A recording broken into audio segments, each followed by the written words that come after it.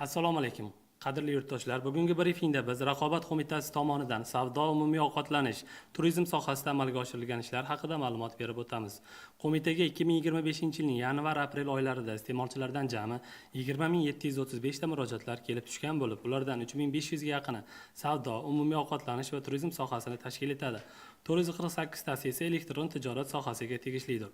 Qo'mita tomonidan kelib tushgan 500 dan ortiq oziq-ovqat mahsulotlari, 300 dan ortiq biologik fol qo'shimchalari va oziq-ovqat qo'shimchalari, 1600 ga yaqin maishiy elektr texnika jihozlari, 320 dan ortiq avtomobil, 170 ga yaqin maishiy, kimyo, kosmetika va boshqa mahsulotlar, 160 ta to'qimachilik, kiyim va poyabzal, 200 dan ortiq qurilish materiallari, mebel, 80 ga yaqin umumiy ovqatlanish, kafe, bar, restoran xizmati, 50 ga yaqin turizm xizmatlari yo'nalishidagi murojaatlar o'rganib chiqilishi natijasida iste'molchilar foydasiga 2 milliard so'mdan ortiq mablag'lar qayta hisob-kitob qilinishi ta'minlangan.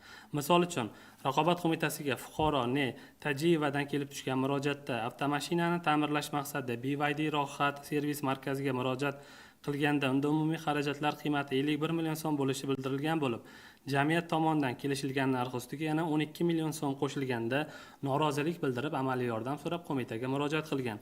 Murojaat MK Direct mas'uliyati cheklangan jamiyatini jalb qilgan holda o'rganib chiqilganda avtomashina o'rindiqlari shikastlanganligi ma'lum bo'ldi va servis markazi tomonidan o'rindiqlar bepul almashtirib berilishi ta'minlandi. Shuningdek, qo'mitaga 2025-yilning o'tgan davrida iste'molchilardan umumiy ovqatlanish korxonalari, restoran, kafe, oshxona va bufetlarda sanitar gigiyena talablari buzilayotganligi, ko'rsatilayotgan xizmatlar sifatsizligi, narxlarni oshirib qo'llash hamda taomnomalarning davlat tilida taqdim etilmayotganligi yuzasidan 80 ga yaqin murojaatlar kelib tushgan.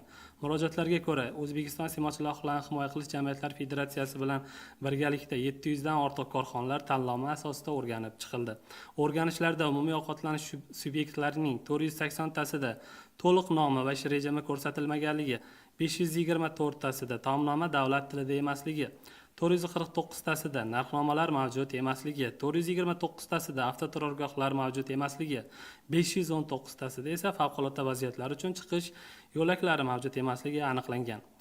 Shu bilan bir qatorda taomnomalarda mijozlar uchun taomnomalarning porsiyalari, vazni, hajmi, ichimlik idishlarining sig'imi, salat va shirinliklar hajmi hamda xizmatlar ro'yxati, narxi va ularni to'lash shartlari kabi ma'lumotlar mavjud emasligi ma'lum bo'ldi. O'rganishlar davomida mijozlarga taomnomani xorijiy tillarda, ya'ni rus, ingliz, turk, xitoy va boshqa tillarda taqdim etilayotganligi holatlari aniqlangan. Misol uchun, Toshkentdagi Mirzo Bobur mas'uliyati cheklangan jamiyatiga qarashli Bon kafesi va uning 26 ta shoxobchasi, Mado Dondurma mas'uliyati cheklangan jamiyat qo'shma korxonasining Mado restorani hamda K-Club Qandolat restoranining barcha tarmoqlarida taomnomalar faqat rus tilida ma'lumotlar berilayotganligi aniqlangan. O'rganishlar natijasida mazkur restoranlarda davlat tilida xizmat ko'rsatuvchi xodimlar faoliyati boshlanganligi hamda rus va boshqa tillarda tuzilgan taomnomalar davlat tilidagi tarjimasida mijozlarga berilishi ta'minlandi. Bundan tashqari, Raqobat qo'mitasi tomonidan iste'molchilarning nomuayyan doirasidagi huquqlarini himoya qilish maqsadida tanlanma asosida 380 ta umumiy ovqatlanish shoxobchalarida xodimlarning tibbiy ko'rikdan o'tganligi bo'yicha o'rganish ishlari olib borildi. Tahlillar natijasida 2800 nafardan ortiq xodimning 41%, ya'ni 1164 nafarida xizmat ko'rsatuvchi oshpaz, tayyorlovchi, tashuvchi xodimlar tibbiy ko'rik daftarchasiga ega emasligi aniqlangan.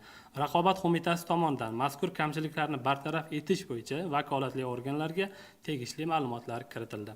Turizm sohasida olib borilgan o'rganishlarda internet tarmog'i orqali xalqaro onlayn bronlash global tizimida asossiz axborotlarni taqdim etilishi yuzasidan jami 67 ta mehmonxona xizmatlarini ko'rsatuvchi tadbirkorlik subyektlariga reklama to'g'risidagi qonunchilik talablariga rioya etilishini ta'minlash, iste'molchilarni chalg'itadigan asossiz yoki noaniq ma'lumotlarni reklama vositalarida tarqatmaslik yuzasidan belgilangan tartibda bartaraf etish bo'yicha ogohlantirish xatlari chiqarildi. Misol uchun, bugungi kunda internet axborot tarmog'ida mehmonxonalar toifasi yulduzi haqida noto'g'ri ma'lumotlarni e'lon qilish bilan bog'liq 3 ta holatda qo'mitaning Navoiy va Xorazm viloyat hududiy boshqarmalari tomonidan reklama qonunchiligi buzilishi holati bo'yicha ishlar qo'zg'atilgan. Shuningdek, 25 ta holatda kamchiliklar ixtiyoriy ravishda bartaraf etilishi ta'minlandi. Raqobatni rivojlantirish va iste'molchilar huquqlarini himoya qilish qo'mitasi tomonidan bu boradagi tizimli ishlar davom ettirilmoqda. E'tiboringiz uchun rahmat.